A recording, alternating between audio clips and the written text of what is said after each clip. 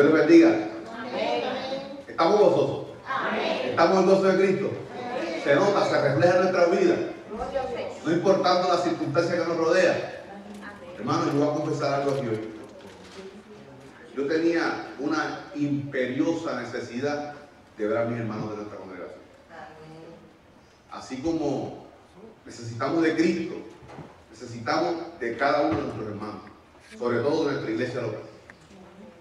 Y yo el viernes, mientras el coro estaba ensayando, estudiaba una porción bíblica, primer capítulo de la carta a los Tesalonicenses, y Pablo le llamaba hermanos 17 veces en ese primer capítulo.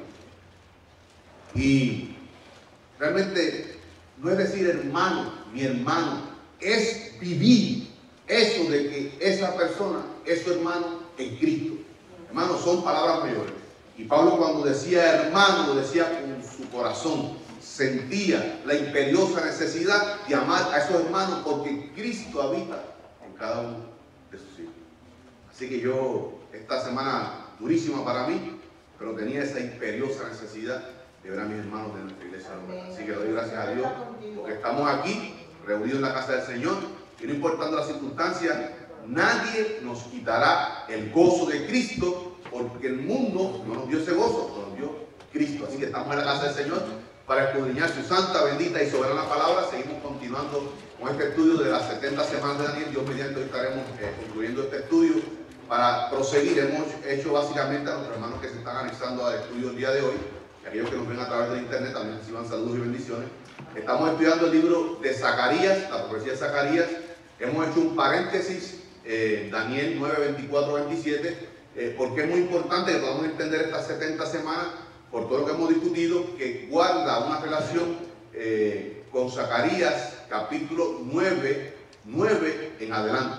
Todo el resto del libro de Zacarías, así que si ustedes los hermanos que hacen las anotaciones, le va a ser de grande ayuda todas estas anotaciones que hemos hecho, todo el material que hemos repartido en este estudio de las 70 semanas de Daniel, Daniel 9, 24 al 27. Así que los hermanos que estudian y guardan el material y hacen sus anotaciones, pues van a tener un conocimiento más amplio, sobre todo con lo que estamos viendo, 70 semanas de Daniel, y cuando continuemos el próximo domingo en el estudio de Zacarías. Comenzamos este estudio básicamente con 6 preguntas para forma de repaso, para ver si estamos entendiendo lo que estamos estudiando. Es muy importante, ¿verdad?, venir a la escuela dominical, pero también entender. Y siempre damos apertura a nuestros hermanos para que levanten su mano. Buscamos la oportunidad de contestar ciertas preguntas, ¿verdad?, que surgen, comentarios que amplían más la clase. Y muchas veces, hermano, no se sienta cohibido levantar su mano y hacer cualquier tipo de pregunta, porque todos aprendemos. Todos aprendemos. Y yo le voy a decir una cosa, hermano.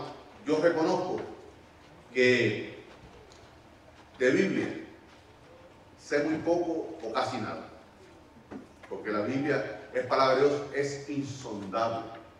Pero nuestra hermana Emma, el domingo pasado, trajo un texto de Deuteronomio 29, dice que los misterios pertenecen a Dios. Hay cosas secretas que seguirán, hermano, a nosotros delante de su presencia, que pertenecerán a Él porque Él es Dios. Pero dice, pero las reveladas, lo que está escrito en su palabra, es para nosotros los hombres, para nuestros hijos y los hijos de nuestros hijos por siempre. Por tanto, debemos ser diligentes en estudiar la palabra de Dios. Lo que tenemos aquí, la Biblia, hay cosas muy duras, muy profundas, pero como ha sido escrita para usted, para mí, para los hijos de Dios, debemos ser diligentes en el estudio de la palabra. Y voy a hacer un breve paréntesis, hermano, porque vamos a estar discutiendo ciertas cosas muy importantes que quizás no en todos estemos de acuerdo. Y nosotros procuramos ser lo más diligente posible en el estudio de la palabra. Yo personalmente he sido bendecido, hermano, de estudiar en buenas escuelas teológicas, de tener buenos maestros. Me ha dado para mí los mejores. Lo digo delante de la congregación y lo digo donde quiera que voy.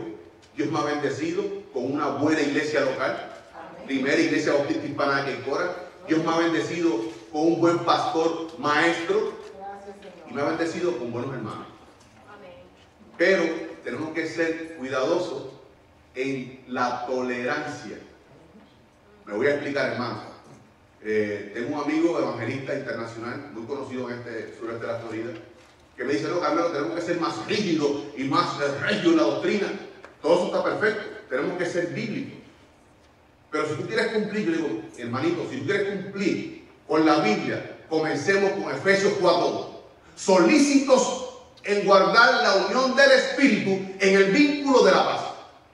Por tanto, hermanos nuestros, escuchen, no importa dónde estén en cuanto a denominación, pero si están en Cristo, aunque tengamos ciertas diferencias, tenemos que cumplir primeramente ese mandamiento. Solícitos en guardar la unidad del Espíritu, un solo Espíritu, hemos sido bautizados, en el vínculo de la paz. ¿Qué quiero decir con esto, hermano? Que estamos estudiando escatología y quizás en muchas cosas no estemos de acuerdo. Queremos ser lo más consecuentes con la Biblia. Y como siempre digo, debemos ir a la Biblia libre de prejuicios. No lo que me enseñaron hace 20 años, lo que dice Dios en su palabra. Yo personalmente he tenido que cambiar mucha de mi postura teológica, porque Dios me ha hablado conforme a su palabra. Amén. Voy a estar leyendo, va a ser breve en esto, pero leyendo algo que escribió el pastor John MacArthur, uno de los pastores bautistas más rígidos en doctrina en este país. ¿Verdad que sí? Un hombre de palabra, un hombre que admiramos todos por cómo Dios lo usa en la predicación, en la exposición. En esa predicación es positiva. Pero referente a esto que estamos estudiando, lo que es escatología, sobre todo estas 70 semanas de Daniel, la segunda venida de Cristo, mira lo que escribe el pastor John MacArthur, va a estar leyendo textualmente de su libro La segunda venida. Mientras las escrituras lo permitan, mis propias convicciones escatológicas son firmes y definidas. Escuchen. Pero, dado el misterio que rodea gran parte de la revelación profética acerca del futuro, no debemos ser propensos a contender y rivalizar impulsivamente a cuanto a estos asuntos. Continúa.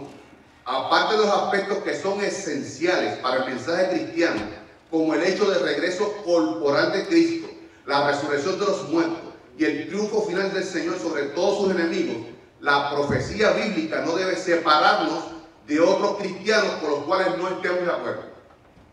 Escuchen. Abundan las personas que son agresivas cuando se trata de defender sus opiniones sobre sus misterios de la escatología bíblica.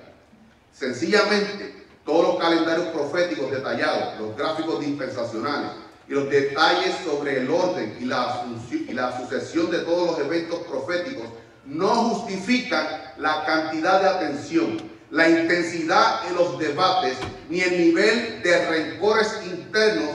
Estas cosas generan entre hermanos los cristianos. Continúa el pastor MacArthur. Lo que es peor, aunque parezca mentira, abundan cristianos que rompen el compañerismo con otros cristianos que no estén de acuerdo con ellos en asuntos escatológicos, especulativos y secundarios.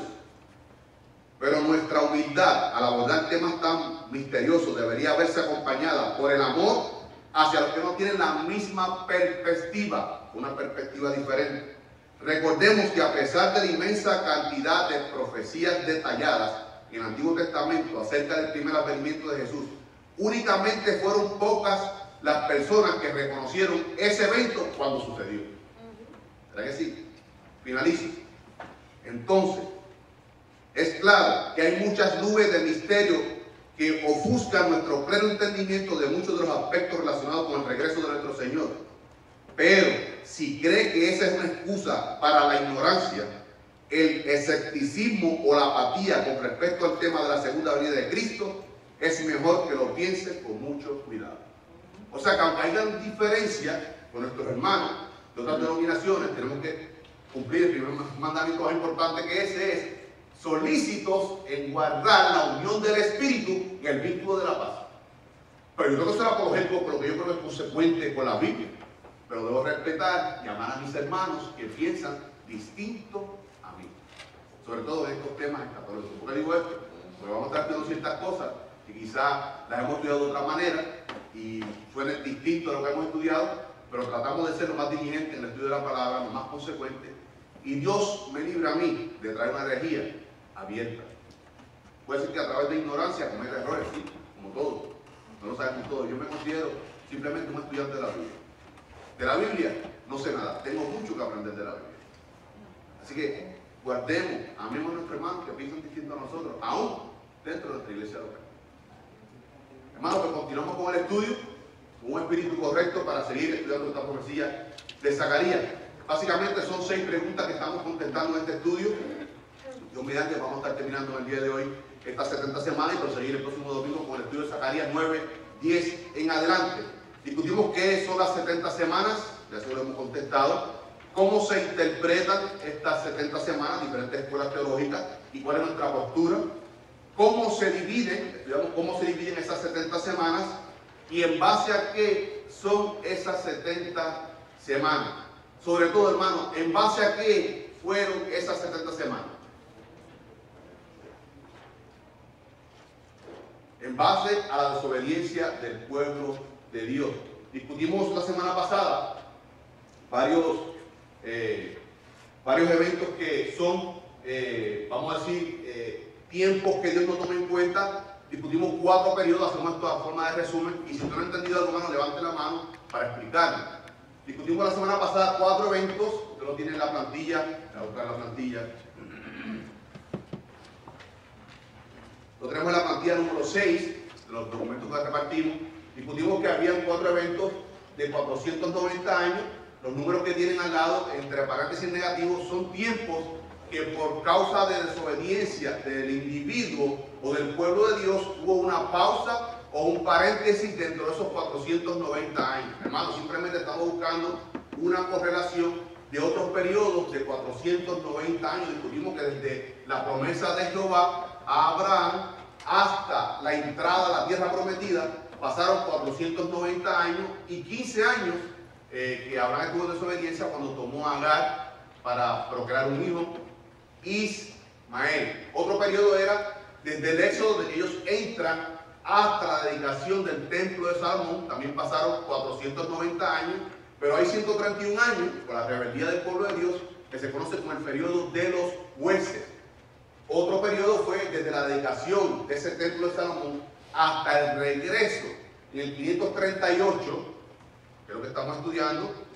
Recuerden que Daniel escribe esta profecía de la semana 70 en el año 538, 7 meses antes de que el gobernante Ciro, ese del imperio medo-persa, diera libertad a que ellos regresaran a Jerusalén. Y dentro de ese periodo de 490 años, hay 70 años que Dios no lo toma en cuenta dentro de su plan, porque el pueblo de Dios fue cautivo a Babilonia. Por la desobediencia. Por tanto, hermanos, Dios tiene un plan trazado, hemos sido predestinados, pero muchas veces en nuestro caminar, en nuestra andadura, coartamos, más bien tratamos de coartar el plan de Dios. Hermano, Dios es soberano, el plan de Dios se va a cumplir porque Él es Dios. Y Él es soberano. Lo que hacemos nosotros es retrasar por nuestra desobediencia el plan de Dios, queriendo retrasar el plan de Dios. Por tanto, un tiempo, hermano, que usted no va a ser bendecido, que yo no voy a ser bendecido, va a haber castigo. Al que ama, Dios castiga. ¿Verdad que sí? Porque Él quiere, hermano, amordarnos, hermano. Yo estoy muy claro en la doctrina de la elección, ¿sí? Y la predestinación. Discutimos aquí en una de las clases, vamos a estar discutiendo sobre eso, sobre qué se ha cumplido esta profecía en el pueblo de Israel. Sobre todo, hermano, recordemos, las 70 semanas de Daniel en nada, escuchen, solamente en el paréntesis tiene que ver con la iglesia.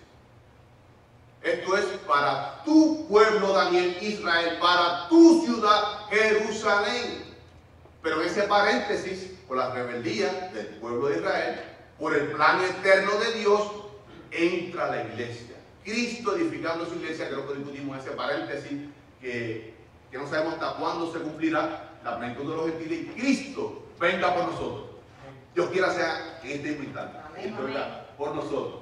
Y otro periodo, que es el que estamos estudiando, desde la entrada triunfal de Jesucristo, el 10 de Nisan del año 33, Zacarías 9:9, Daniel 9:26, cuando Cristo Jesús entra a Jerusalén ofreciéndose como el Mesías tan esperado. El Salvador, hermano, no que venía solamente a salvarnos de un imperio político, sino que iba a traer salvación, limpiarnos del pecado, de la prevaricación del pueblo de Dios Israel. Pero hermanos, como no reconocieron a Jesús, solamente una multitud, pero parte de esa multitud gritó el viernes 14 de Nisan, crucifíquenlo. ¿Por qué? Porque no eran diligentes en el estudio de la palabra. Si usted y yo, que esperamos a Cristo, ¿cuándo? Ahora mismo. Pues yo tengo que estar diligente en el estudio de la palabra para ver cómo Cristo quiere que yo camine. Hermano, una vez usted salga, usted siempre es. Cuando ha habido un verdadero arrepentimiento, cuando usted ha sido sellado con el Santo Espíritu de Dios. Pero hay gente que, como dice que son salvos, siempre salvos, pueden seguir andando en drogas, en bebida, en vida. Hermano, eso demuestra que no es salvo.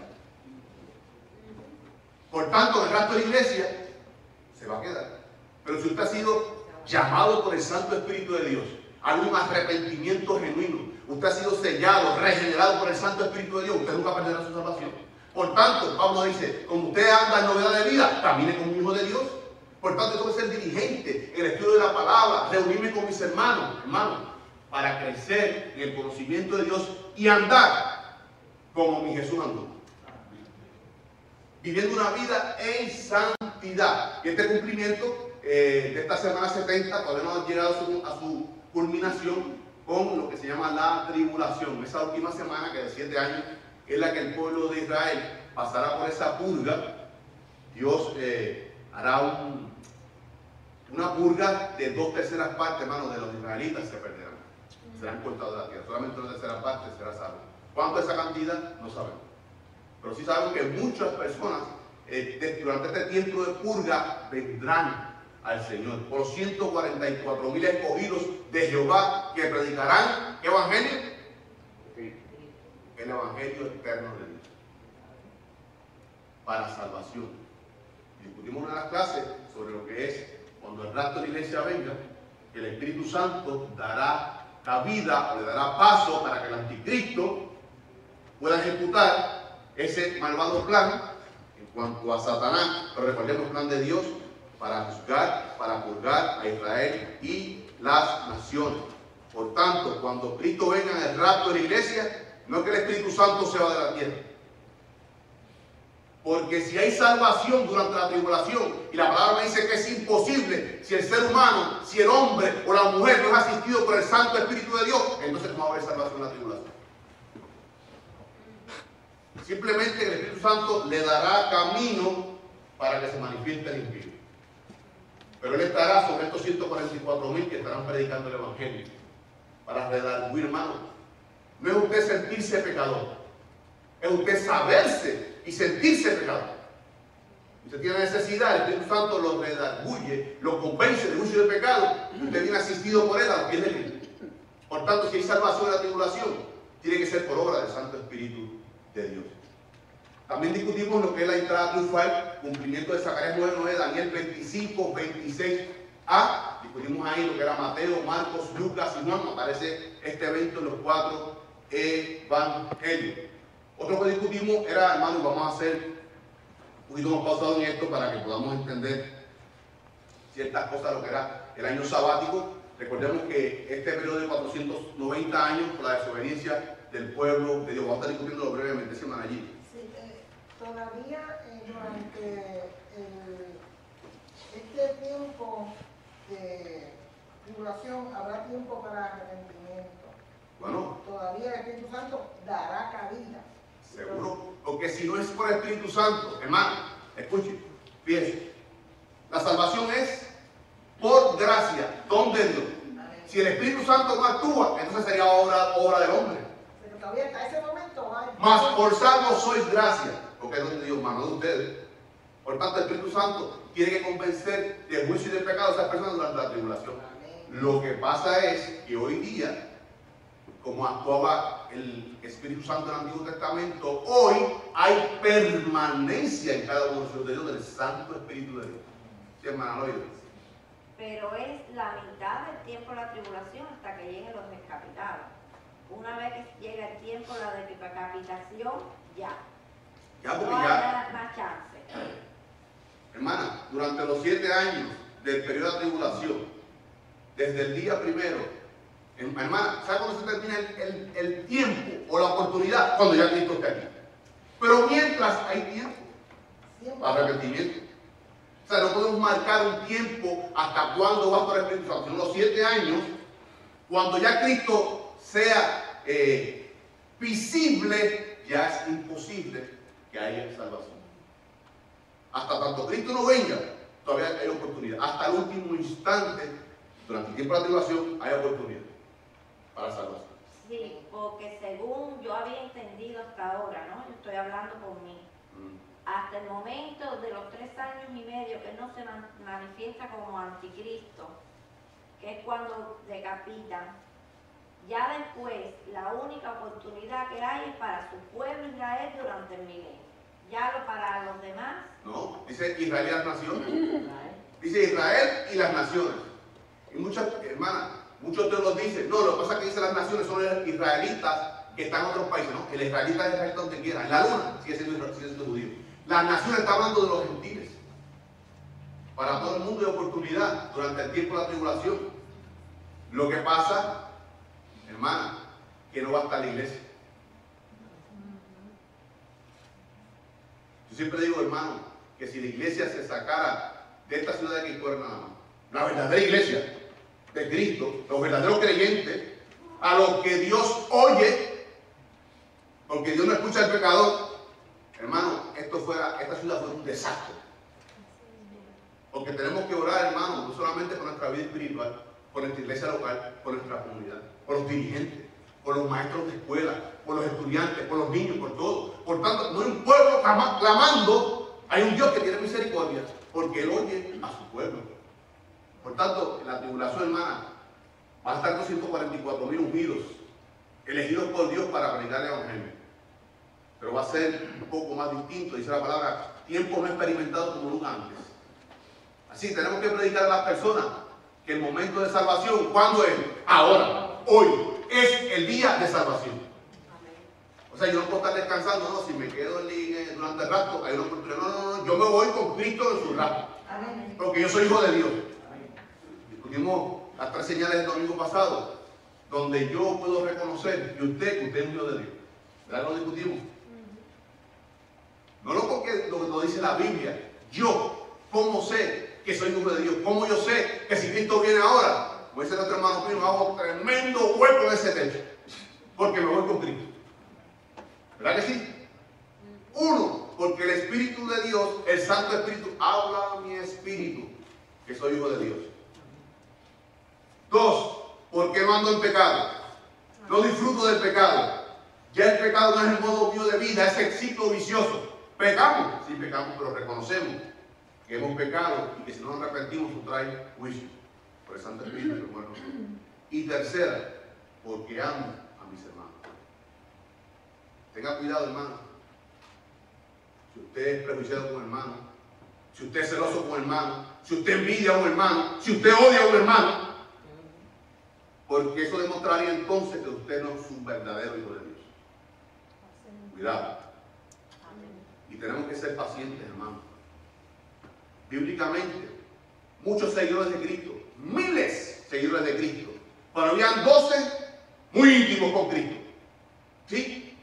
De esos 12 habían 3, un ciclo muy cerrado de 3 discípulos más cercanos. Y de los 3 había uno que era muy íntimo. ¿Qué quiero decir con esto? Quizás yo no pueda compartir tan íntimamente con los... ¿Cuántos somos aquí? 1.360. No puedo ser íntimamente con nuestros hermanos, pero yo amo a mis hermanos y en cada uno tengo mis oraciones. ¿Verdad que sí? Todos son amados míos, pero hay algunos que son bien amados porque están más cercanos a mí. Pero eso no quiere decir que no amo a los restos de mis hermanos. Y tengo que ser paciente y en el amor de Cristo guardar la unidad del Espíritu en el vínculo de la paz. ¿Por qué? Porque soy hijo de Dios. Y debo caminar como Él caminó. Y estos años sabáticos discutimos la semana pasada, para que haciendo un repaso, que se componía de 6 años ordenados por Dios para que se sembrara la tierra y el 7º año dejaran reposar la tierra. Y el pueblo de Dios, por 490 años, hizo caso omiso de ese mandamiento imperativamente que Dios quiso que fuese así. Discutimos que 7 años sabáticos sembraban 6 años, el 7º año descansaba la tierra. Cuando se repetía esos 7 veces, el año 50 se conocía como el año del jubileo. Lo discutimos panorámicamente la semana pasada, pero ¿qué importancia tenía ese año del jubileo? Discutimos la semana pasada que los esclavos quedaban libres. El que había perdido propiedades retornaba a esas propiedades. Por eso dice en el hebreo Yovel, el año de la trompeta, de la alegría, de regocijarse. Y eso es importante, hermanos, para el pueblo de Dios y para Dios. Pero vamos a estar discutiendo aquí qué era lo que perseguía Jehová Dios con este año de jubileo. ¿Por qué enojó? ¿Por qué molestó tanto a Dios que su pueblo no siguiera sus mandamientos? Recordemos que había unos profetas, sobre todo profeta Amós, profeta nacido en Tecoa, al sur de Jerusalén. Aun siendo del sur, predicó o profetizó al reino del norte, sobre todo lo que tenía que ver con el año de jubileo, porque había unas riquezas desmedidas, mientras otros empobrecían. Las mujeres de allí, dice que él las llamaba las vacas de Basán. Amós 4, 1 al 3. Porque eran mujeres con muchos collares de perla, muchas vestiduras finas, y exigían mucho a sus maridos para poder vestirse bien. ¿Qué conllevaba esto? De que sus maridos, como terratenientes, como capataces de la siembra, doblegaban, oprimían mucho a los esclavos, a sus hermanos judíos, para poder complacer a sus mujeres. Y Amós las llama a las vacas de Basán. Tremendo, poderoso. Pero de ese mismo capítulo número 4 de Amós, observa, el capítulo 6, del 1 al 7, habla de los hombres de Israel, del norte, que habían opresión, soborno, explotación, falsa religión y un total desprecio a la justicia de Dios. Durante este año sabático hay algo que se conoce como el Shema. ¿Usted ha oído lo que es el Shema? Del pueblo judío, hermano Pino, usted que le gusta mucho las cosas judías. El Shema, ese es el Sema, es una confesión de fe judía. Oye Israel, Jehová nuestro Dios, Jehová uno es. Deuteronomio 6, 4, eso se conoce como el Shema. También se encuentra en Números 15, 37 al 41 y en Deuteronomio 11, 13 al 21. Voy a estar leyendo Deuteronomio, que es lo central de este Shema, de esta confesión de fe de los judíos. Deuteronomio 6, 4 al 9 dice: Oye Israel, Jehová nuestro Dios, Jehová uno es, y amarás a Jehová tu Dios de todo tu corazón y de toda tu alma, con todas tus fuerzas. Y estas palabras que hoy te mando hoy estarán sobre tu corazón y las repetirás tus hijos y hablarás de ellas estando en tu casa y andando por el camino y al acostarte y cuando te levantes, y las atarás como una señal en tu mano y estarán como frontales entre tus ojos, y las escribirás en los postes de tu casa y en tus puertas. Ese es el Shema judío. ¿Qué quiere decir con esto, hermano? Que durante este tiempo de este año de jubileo se perseguían 3 cosas. Más bien, Jehová demandaba en ese tiempo 3 cosas importantes. No era simplemente que eran ya 49 años de 7 años sabáticos. Hay una importancia trascendental en este año del jubileo. 3 razones principales. Anote esto, muy importante, hermano. Cuando alguien demande de nosotros, ¿y qué es eso del año jubileo? Podamos explicarlo, aunque sea panorámicamente, a qué se refería el año jubileo, por qué el pueblo desobedecía, por qué se enojó tanto Jehová Dios y castigó a su pueblo. 1. Conservaba el equilibrio económico. Hay un enriquecimiento desmedido. La primera razón. 2. Evitaba el latifundismo. Latifundismo era personas que tenían 40 casas, cuando había algunos que no tenían ninguna. Cuando tenían grandes extensiones de terreno, cada vez más y más y más, y los pobres sin un pedazo de tierra. Eso es latifundismo. Jehová quería que las tierras se devolvieran a sus amos o a los terratenientes y a su vez dieran porción a sus esclavos. Jehová quería evitar eso. En el año del jubileo se te devolverán todas las tierras, pero comparte parte de eso con tu esclavo que es libre. Eso era la segunda razón. La tercera, la acumulación de riquezas, mientras que otros estaban totalmente desposeídos. El profeta Amós predicó esto mucho en el reino del norte. Muchos muy ricos y otros muy pobres. Y Dios quería cierto equilibrio en su pueblo. Cuarta, y la más importante, era ocasión para intensificar la inclusión de la juventud en la ley de Jehová. Era un año para que se intensificara el estudio de la ley, sobre todo el Torah, de la ley, los 5 libros primeros de la Biblia, el Pentateuco. Eso es lo que estaba buscando Jehová Dios con este tiempo del jubileo. A los jóvenes. Por eso, hermana, para intensificar la inclusión a la juventud, a los niños, a la juventud, en la ley de Dios. Escuchen. Y en el temor de su nombre. Y como por 490 años, o sea, por 10 años de jubileo, 490 años de años sabáticos, el pueblo de Dios hizo caso omiso a Jehová, su Dios. Dios, hermano, nuestro Dios es lento para la ira. ¿Verdad que sí?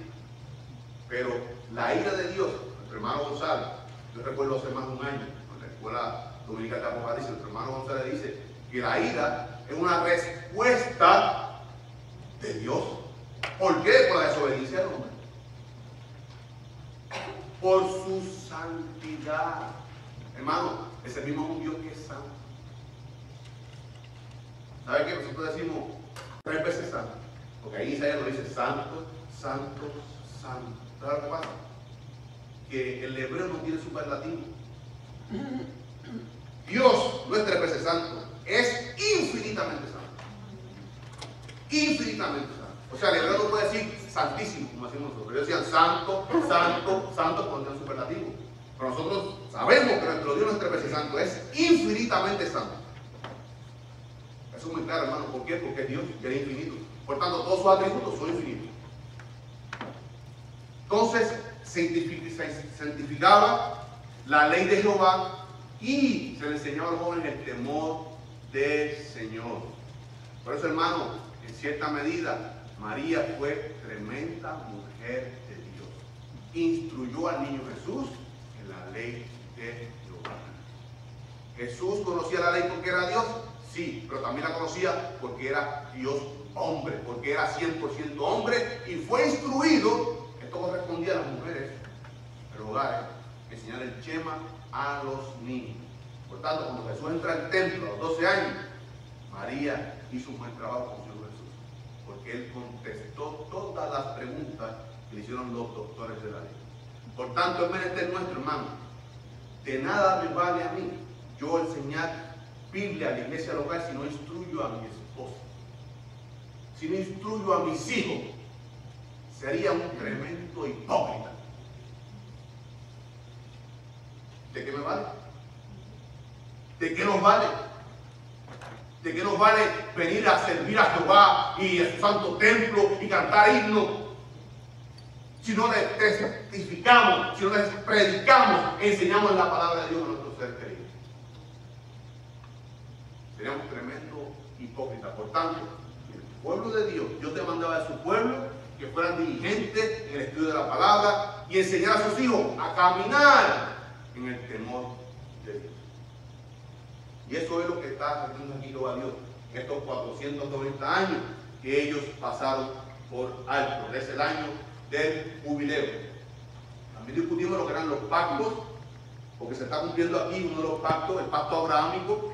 Básicamente se divide en tres: lo que era el pacto palestino, esto lo tenemos en el corolario número 8, lo que era el pacto palestino, que se le prometía tierra al pueblo de Israel. Estaba el pacto davídico, que se prometía una simiente, Jesús, el Mesías, saldría de ahí.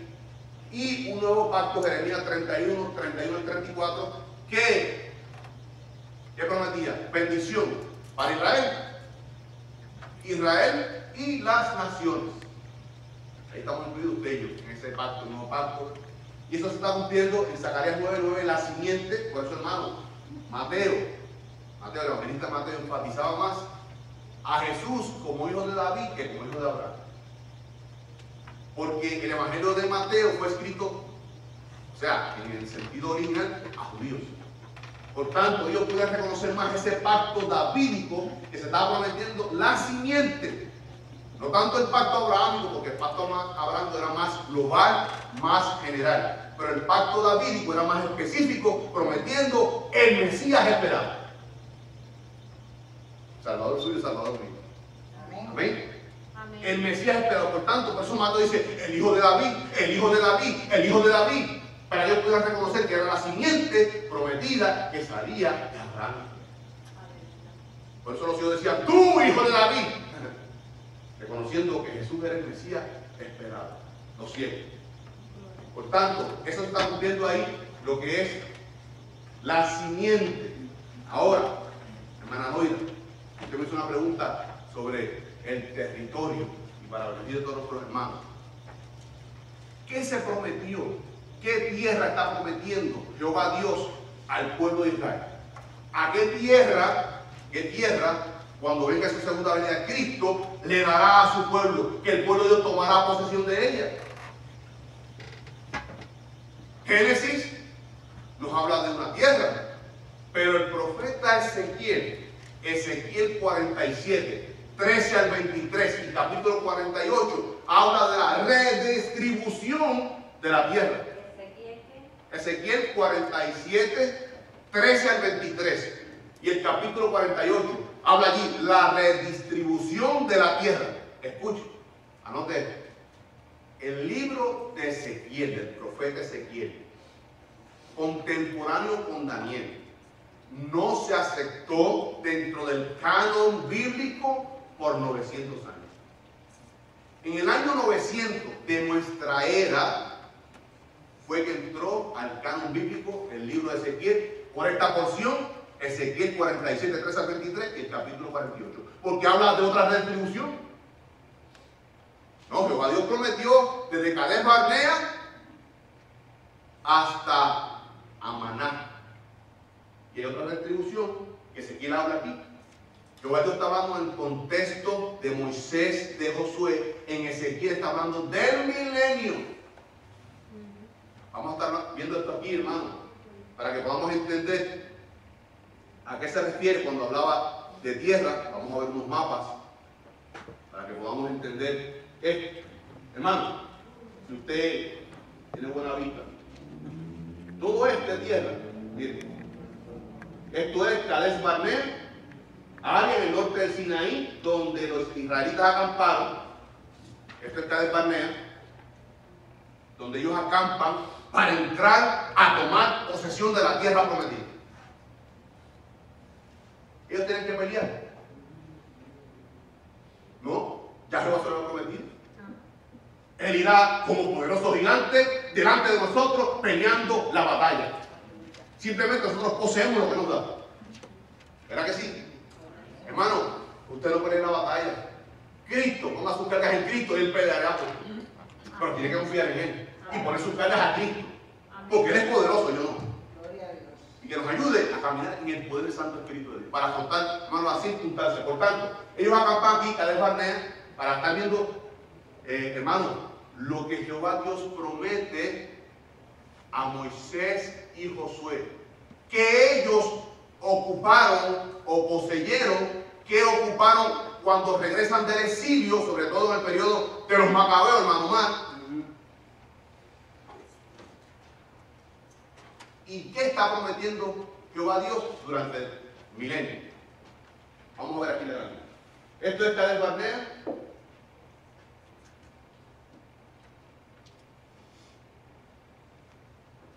Aquí está, voy a adelantar un poco esto es la tribu de Rubén.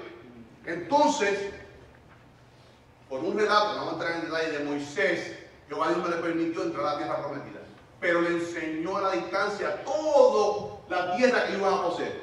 Jehová está el monte Nebo, un monte en Moab donde Moisés vio la tierra prometida, murió y fue sepultado. Jehová Dios lleva a Moisés al monte Nebo y desde allí ve toda la tierra prometida, desde Cades Barnea hasta Amaná, hasta el monte Amaná, llegando a Hamat, tan al norte como Damasco. Vamos a estar viendo aquí lo que Moisés vio. ¿Qué vio Moisés? Hay varias fotos aquí para que usted vea lo que Moisés vio.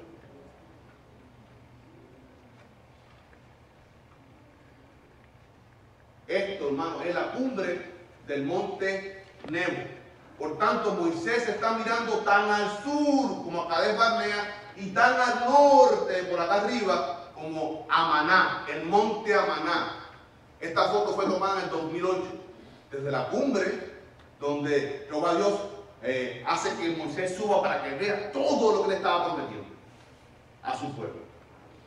Vamos a ver una foto un poco más cercana para usted, lo impresionante de este monte. Aquí estamos viendo el monte desde el occidente hacia el oriente, y esto es lo que llama el Mar Muerto.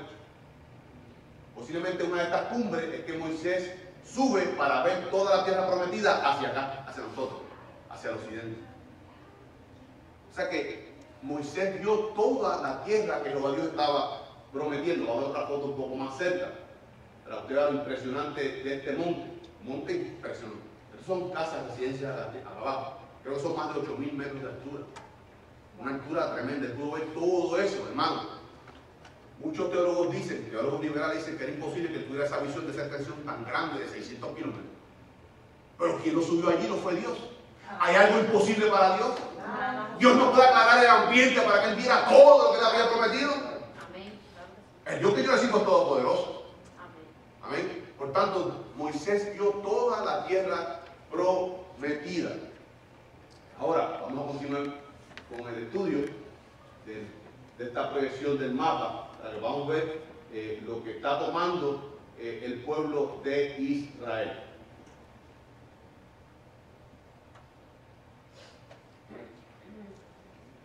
Y dentro de todo eso está la Magedón. Esto es la distribución de Palestina.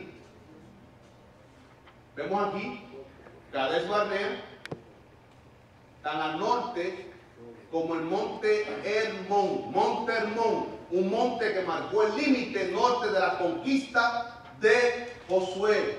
Hermano, pero ahí no fue, hasta ahí no fue donde Jehová Dios prometió. Jehová Dios prometió 46 kilómetros más arriba, al oeste de Damasco, en el monte Amaná, cerca del río Éufrates. Por eso que Zacarías 9 dice que él reinará de mar a mar, del mar Mediterráneo al mar Muerto, y desde el río Éufrates hasta los confines de la tierra, que es Cades Barnea. Recordemos que en el contexto judío, cuando se habla de tierra, se habla de la tierra prometida, no del globo terráqueo, porque los israelitas todavía el día de hoy creen que tierra solamente es Palestina. Cuando habla de tierra, y él gobernará toda la tierra, hermano, sobre todo, ¿para quién se promete el Mesías como rey de su pueblo? A su pueblo Israel. Él reinará desde la tierra prometida, desde el río Éufrates hasta los confines de la tierra, que está de Barnea, al sur, y de mar a mar, del mar Mediterráneo al mar Muerto, que comprendía todas las tribus. Ese territorio comprendía todas las tribus. Ahora, cuando ellos se van en cautiverio, estamos estudiando ahora, Zacarías, cuando Dios retorna, ellos tomaron muy pequeña posesión de lo que era Samaria y de Judá. Tienen que venir en el 172 a.C. unos hombres que Dios levanta, que son los macabeos, y hacen la conquista macabea, tratando de recuperar todo el territorio que pertenecía al pueblo de Dios. Me especifico, toda Palestina. Toda Palestina. Y estos hombres que Dios levanta, vamos a ver aquí, viendo aquí, esto es lo que conquista Josué desde el monte Hermón hasta Cades Barnea al sur, y tribus tan distantes hacia el oriente como Rubén, Gad y Manasés, que es el territorio de Galaad, esas tres tribus. Vamos a estar viendo aquí lo que poseyeron los macabeos. Esto es el mapa de lo que poseyeron los macabeos. Estamos viendo aquí lo que poseyeron los macabeos. No conquistan Fenicia, que Fenicia pertenecía a la tribu de Aser. O sea, los macabeos recuperan cerca del 80% de todo el territorio que se había prometido al pueblo de Dios. O sea que no poseyeron toda la tierra. Ellos no la poseyeron, los macabeos, tratando de conquistar lo que nuevamente les tocaba. No pudieron sacar a los cananeos de aquí, de Fenicia. Hermanos, ¿quiénes están en Fenicia? Tiro y Sidón, enemigos eternos del pueblo de Dios.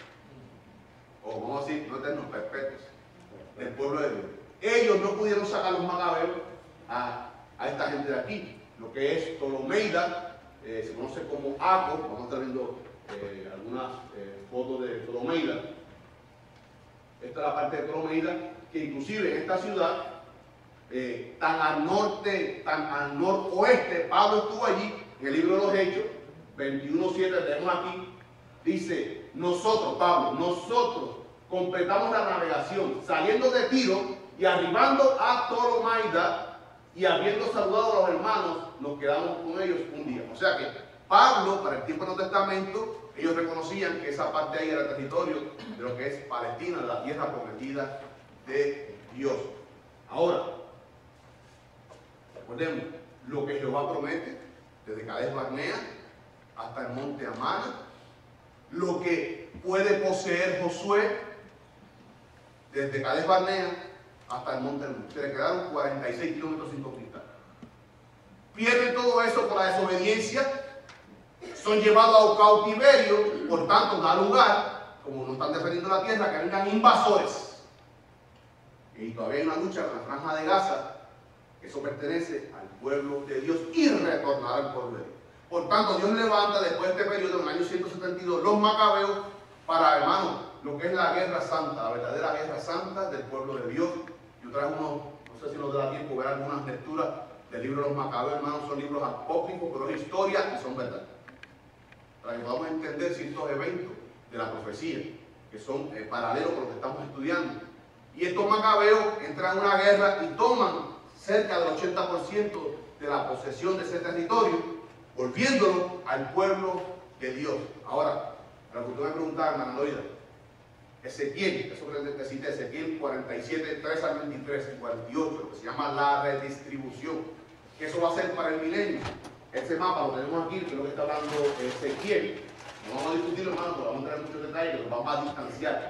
Pero esto es la tierra, redistribución, hermano, inclusive las tribus serán redistribuidas.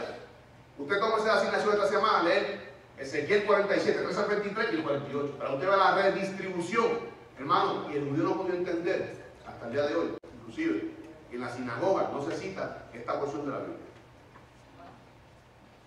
No la citan. Ellos citan Isaías 9, Cristo reinando, pero no citan Isaías 53, Cristo muriendo. Hasta el día de hoy los judíos no leen Isaías 53, no leen Ezequiel 47, 3 al 23 y el capítulo 48 de Ezequiel. Porque ahí está hablando, en el capítulo 9 de Isaías, Cristo reinando, el rey. Pero en el capítulo 53 habla de ese mismo Cristo, del mismo rey, muriendo en la cruz, por nuestros pecados, por nuestras rebeliones, por nuestras enfermedades. Ellos no pueden entender un rey muriendo. Ellos no pueden entender una redistribución de la tierra. ¿A quién usted le sirve? A Dios. ¿A quién le sirve el pueblo de Dios? A Dios. Tenemos que entender que es soberano. Por tanto, esa restribución, lo que es el milenio, Dios va a dar toda la tierra desde Cades Barnea vamos a estar viendo aquí brevemente, hasta jamás, hasta más al norte de Damasco, o sea, metiéndose básicamente a Siria, era lo que Jehová Dios prometió desde un principio al pueblo de Dios. Y eso volverá a las manos del pueblo de Dios porque es promesa de Dios. Amén. Por eso que el padre de nuestro hermano, de nuestra hermana, de nuestra congregación, que es judío, él espera ese cumplimiento. Él espera ese cumplimiento. Y Dios lo va a cumplir en el milenio. Porque es promesa, Daniel 9:24, sobre tu pueblo, sobre tu ciudad, Jerusalén, tu pueblo Israel. Por tanto, se cumplirá la promesa de Dios. Continuamos con el estudio, hermano.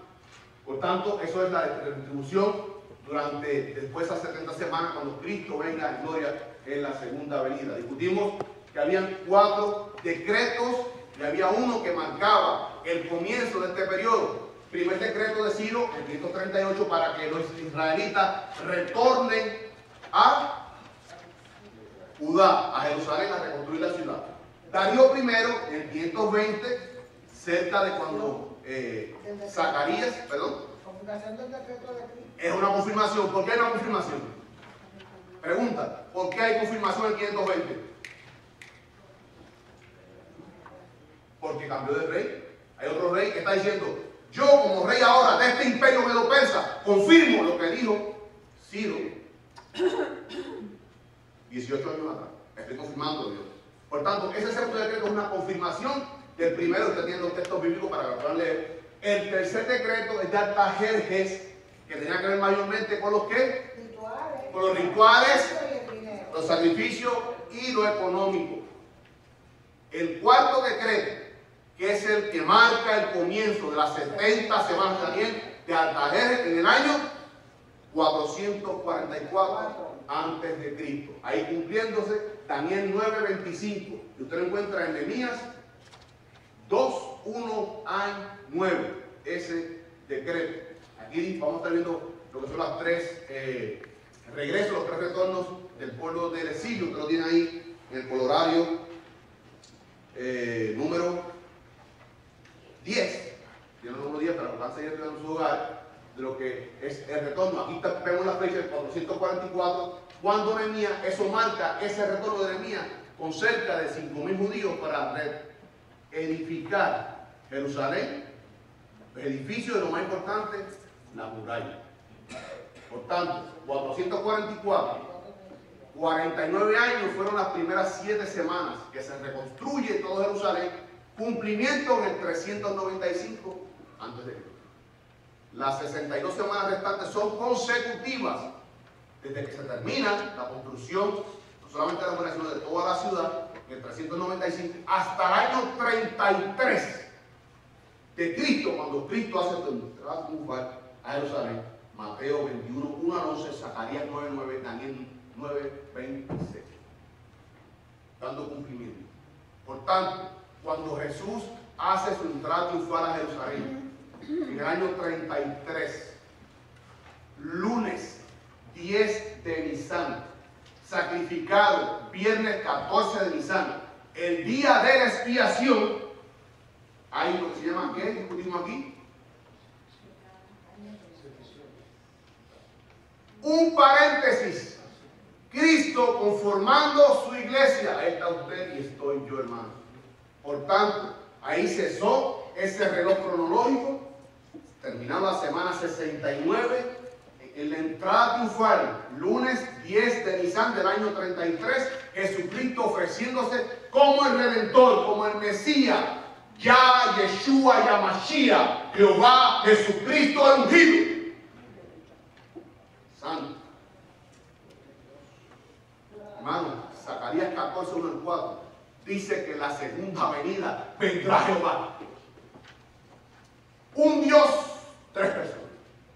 Jesucristo es Dios, hermano. Tenemos que enfatizar eso. Jesucristo es Dios. Y es 100% hombre.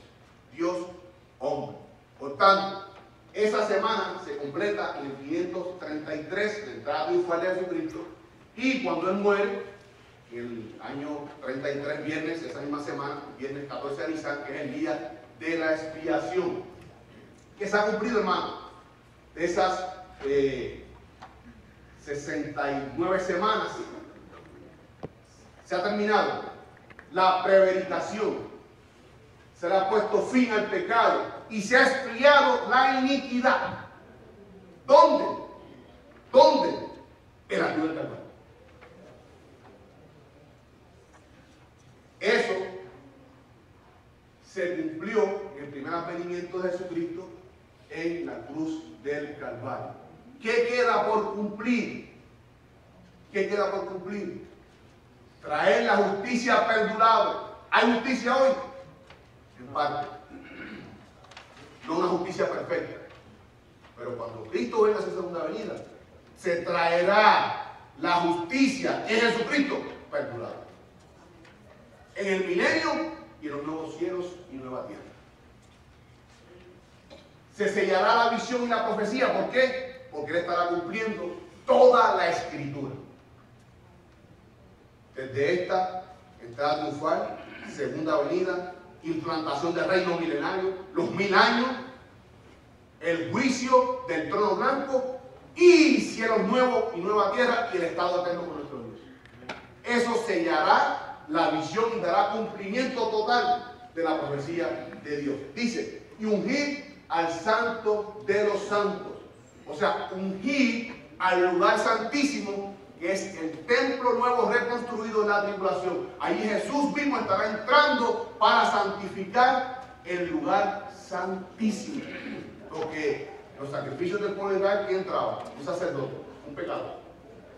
Pero Jesús, impecable Dios, Emmanuel, Dios con nosotros, entrará en el templo milenario para santificar el lugar santificado con su presencia. Esto será cumplido en su segunda venida cuando Él venga en retorno. Nosotros esperamos el rapto en cualquier momento.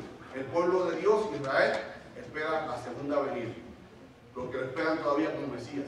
No entienden que ese que murió en el año 33, en el Calvario, era el Mesías tan esperado por ellos. Hermanos, ponemos de pie. Continuamos la próxima semana. Vamos a hacer brevemente lo que nos queda de esta profecía de la semana 70. Y continuamos con el estudio de Zacarías, capítulo 9, versículo 10. Nos preparamos para el culto que continúa. Oremos. Amantísimo Dios y Padre Celestial, venimos delante de tu presencia. Padre, en acciones de gracias por tu amor, por tu infinita misericordia. Gracias, Padre, porque tú has permitido que estemos aquí reunidos, Padre, en coinonía, en unión los unos con nosotros, Padre Santo, y en comunión contigo, Padre Santo y Padre amado. Gracias por la oportunidad de abrir tu libro, la Biblia, Padre Santo, y tú hablándonos a través de ella a nosotros, Padre Santo. Tú santificándonos a través de tu palabra, porque tu palabra es verdad y ella nos llevará a toda verdad. Ayúdanos, Padre Santo, como individuos, como hijos tuyos, pero también como iglesia local, como asamblea tuya, congregación tuya, Padre Santo, a ser diligentes en el estudio de tu palabra, Padre Santo. Pero sobre todas las cosas, Padre, ayúdanos a andar en tu amor, en el poder de tu Santo Espíritu, Padre. Y ayúdanos, Padre Santo, a buscar la unidad del Espíritu, Padre Santo, en el vínculo de la paz, Padre Santo y Padre.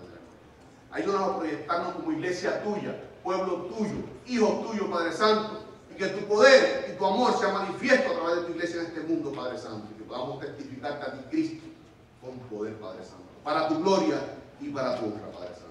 Bendice todos los actos que continúan en este culto, Padre, dedicado a ti, Señor. Que todas las alabanzas, los himnos lleguen hasta tu trono celestial, Padre Santo. Que toda la honra y la gloria sea para ti y tus ricas bendiciones para nosotros, tus hijos, Padre Santo. Te damos gracias, Padre Santo. Bendice a nuestro pastor Asael González, mensajero tuyo, vocero tuyo, atalaya tuyo que va a poner tu palabra, Padre Santo. Y ayúdanos a entenderla, Padre Santo, a adquirir conocimiento, pero también a caminar conforme a esa palabra predicada, Padre Santo y Padre Santo. Te damos gracias por todas las cosas, Padre. Y pedimos todas estas cosas creyendo en el poderoso nombre de tu Hijo, eterno y amado, nombre sobre todo nombre, Jesucristo, nuestro Señor.